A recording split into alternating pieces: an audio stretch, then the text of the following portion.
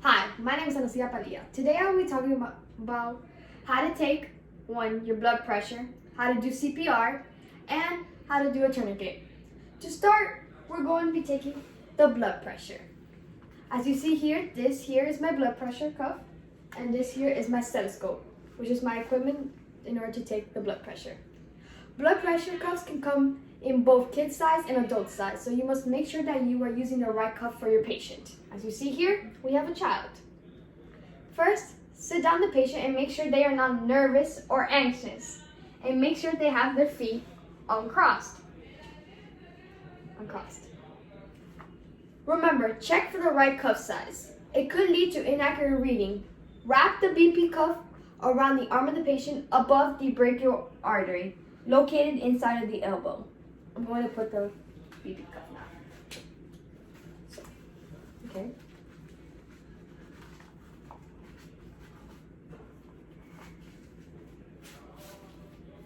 Give me your right arm. Left arm.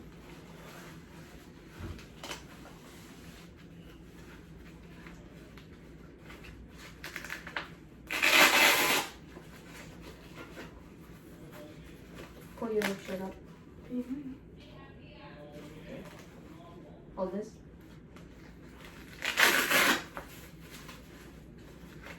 Extend your arm straight. Remember to let your patient's arms completely straight above heart level.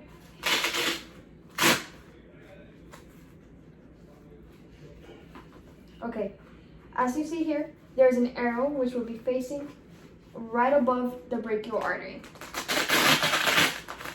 located inside of this. Okay? Make sure you get the BP cuff slightly above the brachial artery. The brachial artery is found on your elbow in the distal part closest to your body. Then put your stethoscope and place a sphygmometer on the BP cuff. So this here is a sphygmometer, which measures the amount of mercury that you will be inflating. You place it on the close or the BP cuff, as you see here. Leave your arm straight. You grab the stethoscope and you will be placing it right on the brachial artery. Remember, you're going to take the cuff and continue all the way until you can no longer hear the brachial artery. Sometimes the patient will tell you what their blood pressure is, and when you do know it, you go 20 above that systolic pressure. But if you don't know it, just go till you can't hear it anymore, which is usually around 180 to 200 mercury. Little by little, you start letting the air out. Don't do it quickly because you won't be able to take the pressure properly. Remember, the top number, which is the first time you hear the patient's heartbeat, is called the systolic pressure. The normal range is about 90 to 120. And the bottom number, which is diastolic, is the last heartbeat you hear from your patient, which usually ranges from 60 to 90. Now, I'm going to take his blood pressure.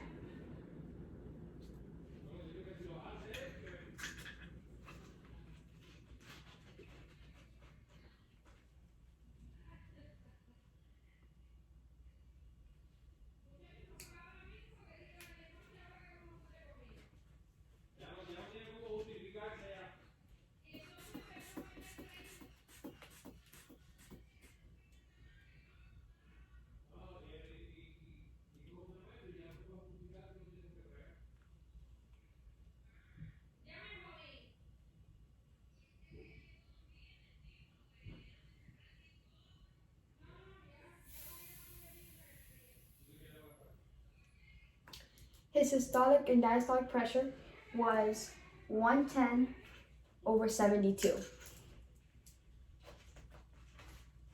And that's how you take blood pressure. Now, we're going to start CPR, which stands for cardiopulmonary resuscitation. When you first arrive at the scene, you must make sure that there is no electrical or chemicals around you for both you and the patient to remain safe. Then you check if they are conscious by lightly tapping on their collarbone. Sir, are you okay? As you see, they're unconscious.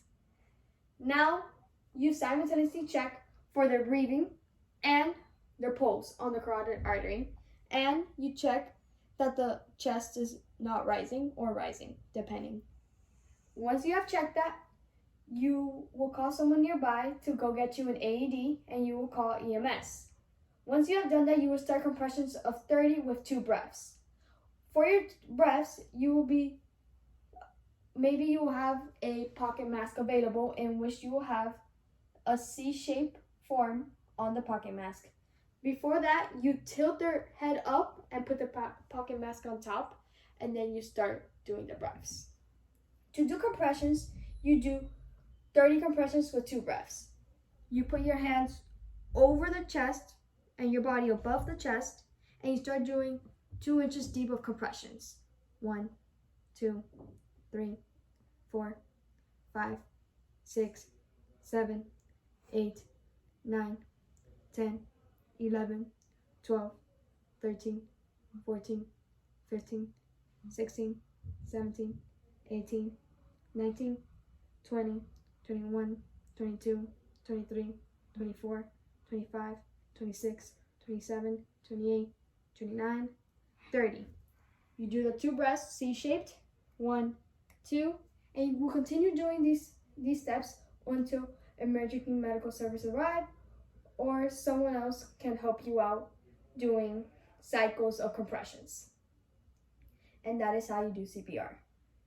Stay still for a second. Now we're going to learn how to apply a tourniquet.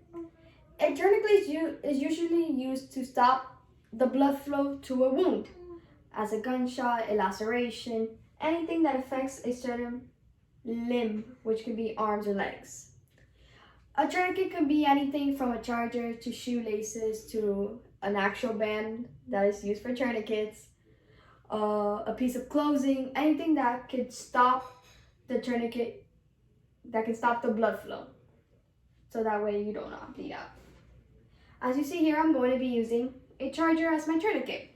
You're going to lift the arm of the patient where the laceration or gunshot wound is. Let's say that it's around here, the wound.